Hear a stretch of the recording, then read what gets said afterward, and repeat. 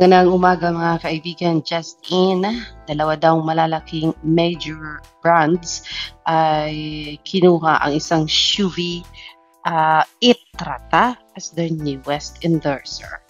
One of them screams elegance, while the other is a long-time dream collab of SUV's fans finally coming true. I'm personally extra happy with these two new endorsements.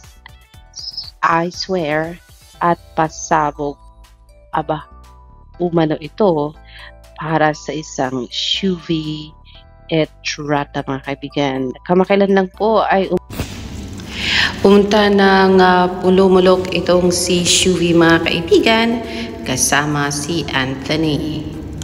Ford po ba yung isa o Raptor po? Ay, pangkat daw po sa Raptor when po ba matching challenge.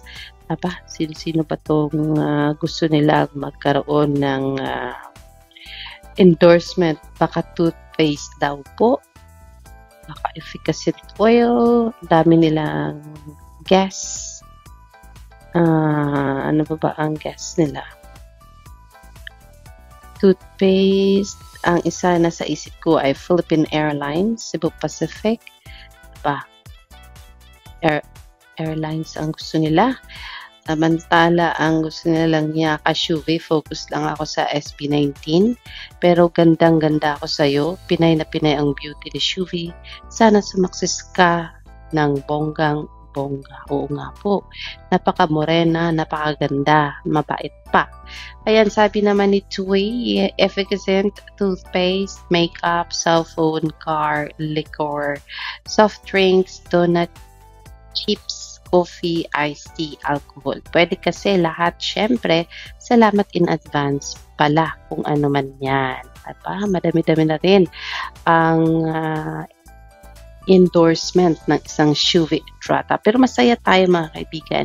Kasi nga po nung umuwi siya ng Pulumulok, hindi siya po nag-atubiling ipakita sa mundo ang kanyang humble beginnings.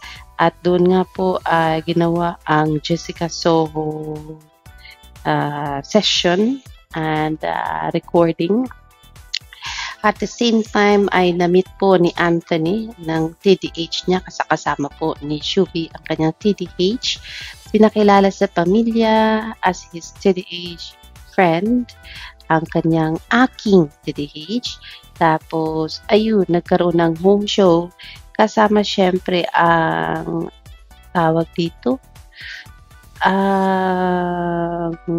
mga taga Pulumulok na kung saan binigyan siya ng napakalaking show mga kaibigan, and hindi malayong marating ni SUV ang gusto niyang marating after ng PBB stint kasi nga po ay naa-amaze ng bonggang-bongga sa kanya ang isang vice ganda. Indeed, kinausap nga daw ni vice ganda si Antoinette at syempre malakas ang isang vice ganda kung kaya palagi nating nakikita si SUV sa Showtime. Pero aside from its Showtime, ay talagang busy-busy din ang isang SUV sa mga fiesta at marami siyang guestings na nakahilirap po para sa kanya. So yes, congratulations SUV. At ayan, at dumarating na ang mga biyayang hindi mo inaasahan. At yes mga kaibigan, napakaganda na ng isang SUV Etrata at napakawiti pa po. So yes, yo!